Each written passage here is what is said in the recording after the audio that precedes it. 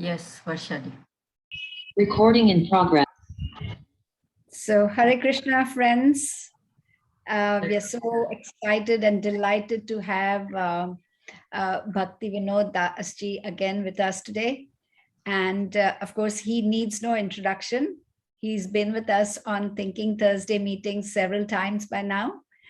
But I would still like to introduce him for all those who are joining us for the first time. So, Shriman Bhakti Vinod Dasji was very fortunate to be born in a Brahmin family. He's been hearing and reading the Vedic Shastras from early childhood. He's been associated with the ISKCON, the Hare Krishna movement, for more than 30 years.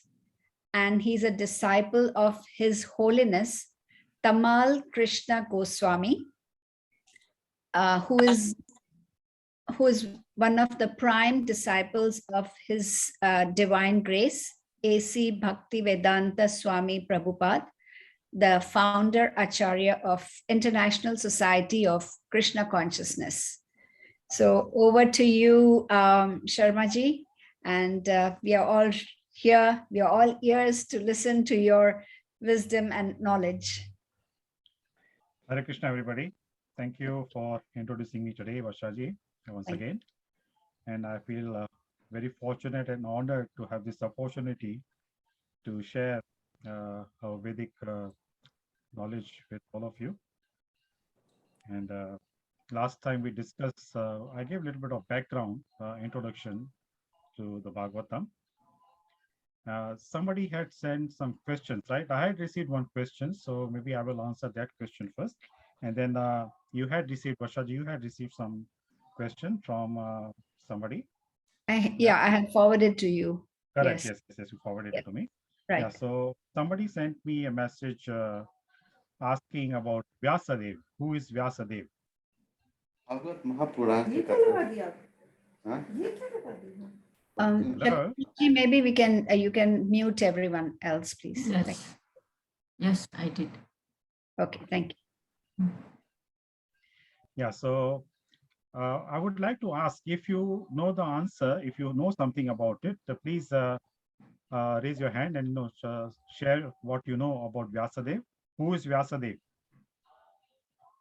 Vyasadeva has written this Mahabharata and many other Purans, basically. Yes, he is the one who compiled the Vedic literature. He is incarnation of Lord Krishna. And does anyone know what is his original name? The name given by his mother? Who is his mother? Don't know. Who is his father? No idea. Anybody else? Does anyone know? Who was Brahma, the parents of Brahma, Vyasadeva? Father? Brahma? Sorry? Brahma? Brahmaji? Not exactly. Maharaj, I believe. Sorry? Parikshit Maharaj. Parikshit Maharaj, no. Maharishi. Parikshit Maharaj was great grandson of Vyasadeva. Parashar. Parashar Maharaj, yes, Parashar Rishi. Haji. Parashar Rishi. Parashar. Yes, Yeah. Yes. Sorry, and who is his mother? Mother, I don't know. So I will give you a very brief background about Vyasadeva's appearance. When did he appear and how did he appear? That वो मत्स्य कन्या, उनका नाम मैं भूल गई, मत्स्य कन्या. Yeah, you're right. Not exactly Matsya Kanya, but she was a fisherman's daughter. Fisherman's daughter, right. Yeah. And she was also mother of Bhishmadev. Now I think you can guess who True, is the mother of Bhishmadev? Bheeshma की माँ तो गंगा थी ना? No, Ganga was her foster mother. Achha, getting confused now. Yes, Ganga was in a way. Ganga she was actually Bhishma's mother. She was actual mother, and foster mother was the same who was the real mother of Satyavati. Absolutely, right. absolutely. Yeah. Yes, absolutely. So now Parashar Muni, when he had to cross Ganges, so Satyavati was a fisherman's daughter, so she was rowing the boat. Huh? So now see here, we need to understand that Parashar Muni was not an ordinary Muni. He was not an ordinary sage. He was very elevated sage, right? And he Yeah. knew past, present, and future. So knowing the future, he approached Satyavati when Satyavati was helping him to cross the river. So he approached Satyavati and told her that she was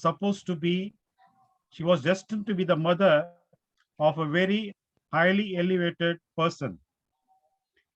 And Parashar Muni was supposed to be the father.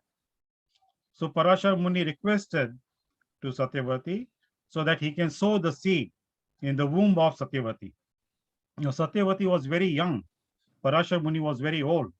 And out of respect, she said, how can it be possible? And she said that on both sides of the river, both banks, there are so many sages standing there. So how can we do this? Because it will be very embarrassing. So Parashar Muni said, don't worry. And your virginity also will not be affected. I will bless you. Because one of the things Satyavati said, her body was very smelly also because she was a fisherman's daughter. So body was smelling of fish. So Parashar Muni said, after he sows the seed into her womb and her body will smell, the fragrance of her body will reach to people's sense of smell for hundreds of miles, at the distance of hundreds of miles.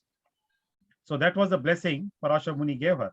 And then Parashar Muni, through his yogic power, he created smoke so that the sages could not see what was happening. Now here we need to understand what I said earlier, that it was not because of the lust Parashar Muni approached her. The sages, they were not lusty. He knew he was supposed to be a part of that mission. He was assigned to play that role to allow the Vyasadeva to appear, incarnation of Krishna to appear, so that he can compile all the information, the Vedic literature, for the benefit of mankind. So that was the purpose, that was the objective Parashar Muni had. And keeping that in mind, he approached Satyavati not because out of lust. The sages had full control in that age. What age we are talking about here? Dwapar Yuga. Which Yuga? Dwapar.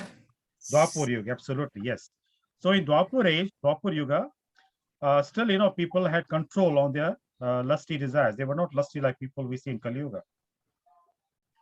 So they had full control on their senses. So it was not out of lust that he approached. Here I want to mention also, even though the kings, they used to get married to so many women, young princes, they used to get princesses, they used to get married to. So that also was not of lust. And the kings would live in a separate chamber, separate palace, and the queens would also live in a separate palace. Only when they had the desire to procreate, to reproduce, at that time only a king and queen would live together for that night. After that, they will live separately. It was not like, nowadays we see that a bedroom is shared by husband and wife together. So that was not the system because lust was not there. So coming back to this point, Parashar Muni, having that mission in mind, he approached Satyavati and he impregnated her and sowed the seeds in her womb. And that person was born as Vyasadeva. His original name was Krishna Dvipayan, because he was dark-skinned, Krishna Varna. He was dark-skinned, and he was born on an island, Dvipa. Dvipa means island. So because he was darker, his skin texture was darker, and he was born on an island, so his name was given by his parents as Krishna Dvipayan. And later on, he became well-known, famous as Vyasadeva. One of the meaning of Vyasa means, like churning, or abhyas, to study, to scrutinize, to analyze.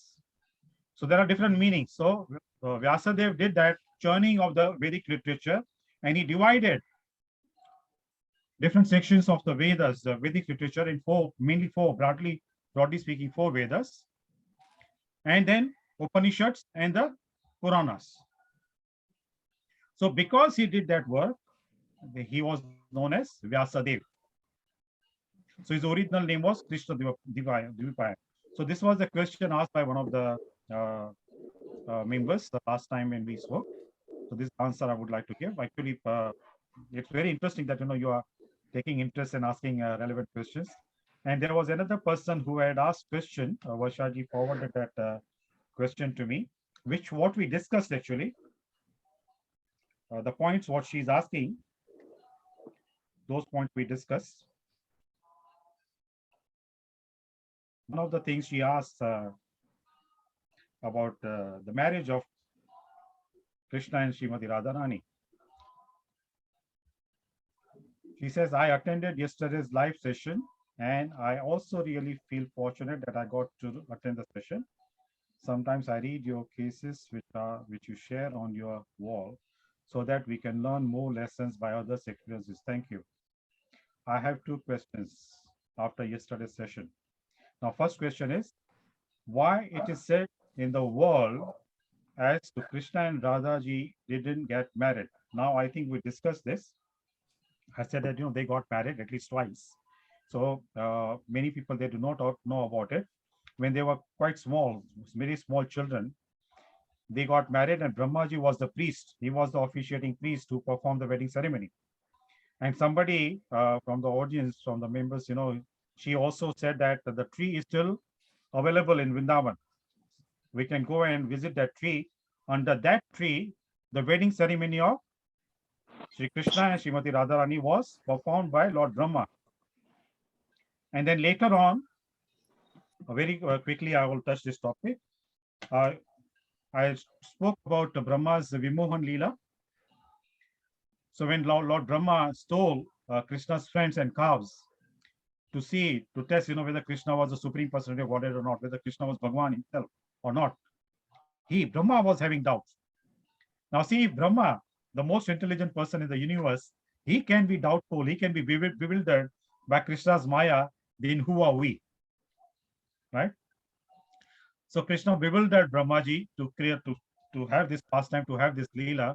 So Brahma stole, he took away Krishna's friends and cows and put them in under the Yoga Nidra in Brahmaloka. And Krishna expanded himself. So according to the calculation, based on the earthly calculations, it was 1 year. So for Brahma, it was only 1 moment. So for 1 year, Krishna had to expand himself in the forms of his friends, cowherd boys, gwalas, and the vacharas, the cows. So for 1 year it happened. At that time, what happened during that time, that 1 year time? Purnamasi. Sometimes we say Purnamasi is a script writer, about Krishna's Leelas. She writes the scripts, what is to be done, at what time, what is to happen. So then she told all the gopis that this time is very auspicious and gopis should get their young gopis, their daughters, they should get married during that period.